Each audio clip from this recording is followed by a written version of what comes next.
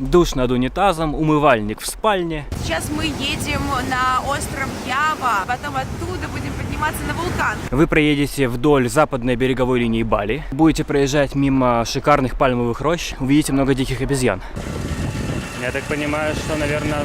Мы опоздали. Никогда не берите с собой в путешествие чемоданы вещей. Никогда. Это просто жесть какая-то.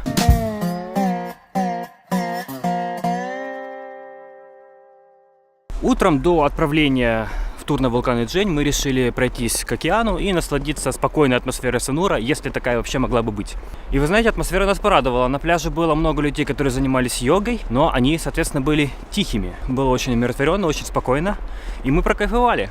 Через пару часов, конечно, это место будет не узнать, будет очень много туристов, очень много зазывал торговцев, таксистов, очень шумных, будет играть музыка с каждой кафешки. И хорошо, что мы уезжаем. В тур мы решили взять только самые необходимые вещи, а чемоданы оставить в номере отеля.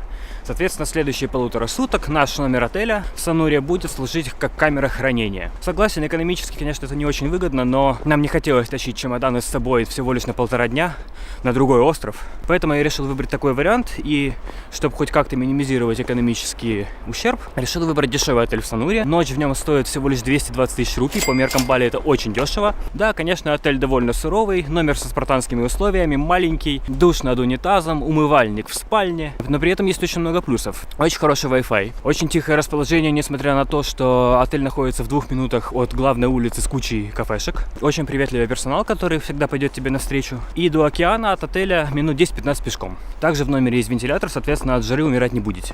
Ну, конечно, я бы вам советовал все-таки найти настоящие нормальные камеры хранения и выбрать отель получше. Просто из-за нехватки времени в планировании я не успел найти камеры хранения, соответственно, пришлось выбирать такой вариант. Ну и о том, как найти достойный дешевый отель на букинге и какими принципами я руководствуюсь при поиске отелей, я расскажу в отдельном выпуске без виз-туториал. Да, ребята, никогда, слышите меня, никогда не берите с собой в путешествие чемоданы вещей. Никогда. Через серии 7 вы поймете мою категоричность. В 10 утра за нами заехал наш водитель, и мы отправились в путь. Нам нужно было добраться до порта Гилиманук, оттуда сесть на паром, добраться до острова Ява, от причала на Яве добраться до отеля, отдохнуть там полдня и ночью отправиться покорять вулкан. Путь от Санура до Гилиманук займет примерно 4 часа, дорога будет очень живописной. Вы проедете вдоль западной береговой линии Бали с дикими пляжами, там, где почти нет туристов, мой рай. Сможете пофотографироваться, также будете проезжать мимо шикарных пальмовых рощ и увидите много диких обезьян. Опять-таки сможете остановиться, их покормить, понаблюдать за их забавным поведением. Это всегда прикольно. Кстати, обязательно возьмите с собой снеков и фруктов в дорогу, потому что за 5 часов реально проголодаетесь.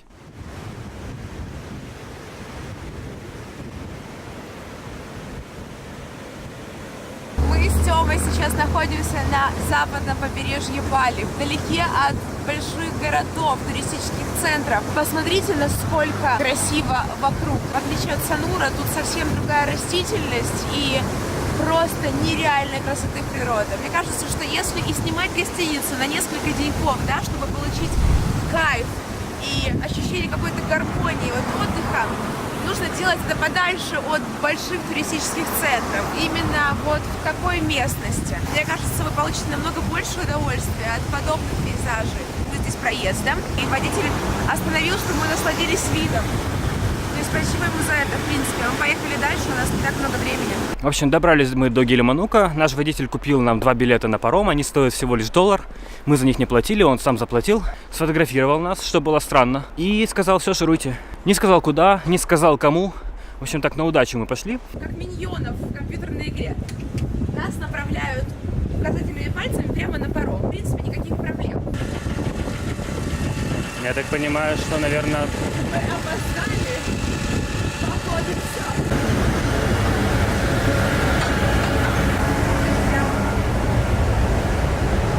Если вам нужно переправиться в Индонезию с острова на остров и есть возможность сделать это на пароме, то это очень крутой вариант. Во-первых, это очень дешево. То есть мы за билет с Тёмычем заплатили примерно $1 на двоих. Поправочка, не мы купили, а нам купил наш водитель. То есть это уже включено в стоимость тура. Во-вторых, быстро, насколько я понимаю, все попробуем по самому короткому пути. Ну, единственный нюанс, это, конечно, ужасные туалеты. Ужаснейшие туалеты. Лучше сходите в туалет, короче, до парома, ладно? Потому что будет не очень приятно. Мы тут, между прочим, единственные туристы, все остальные это местные жители.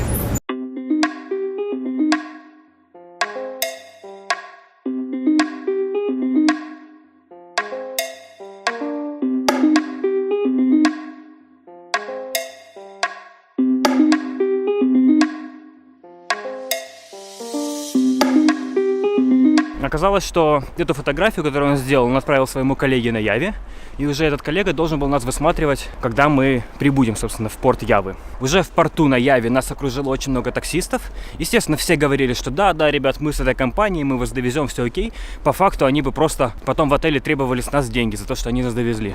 Ну и один из этих таксистов был действительно настолько убедителен. Мы реально поверили, что это тот человек, который должен нас встречать. И уже шли вместе с ним к его машине. Как тут на паркинге нас перехватил тот человек, который должен нас встречать. То есть, по сути, я так понимаю, что нам повезло, что мы его встретили. И я считаю, что это просчет компании. Было бы неплохо, чтобы они давали контактный номер телефона этого человека, который должен нас встречать на Яве, и тогда бы никаких проблем не было. От порта Явы до отеля путь занимает примерно 10-15 минут. В общем, водитель вас довозит, вы селитесь в отель и отдыхаете полдня. Ночью вас ждет восхождение. По поводу отеля, в котором мы остались на ночевку. Называется он Ketapang Indah Hotel. Достойные номера. В принципе, сам отель довольно красивый. Очень большая территория. Зеленый сад. Хороший бассейн. Есть даже выход к пляжу. Причем на пляже черный вулканический песок. И это необычно. Но на этом плюсы заканчиваются. Теперь о минусах. Хоть пляж довольно необычный, но он очень грязный. В этом, конечно, проявляется вся засранская сущность индонезийцев. Они вообще не заботятся о своей природе. Ну, на кадрах, я думаю, что вы все прекрасно видите. Это просто жесть какая-то. Купаться на пляже в океане нельзя из-за сильного течения, но я думаю, что у вас и так не будет желания купаться, потому что реально очень грязно.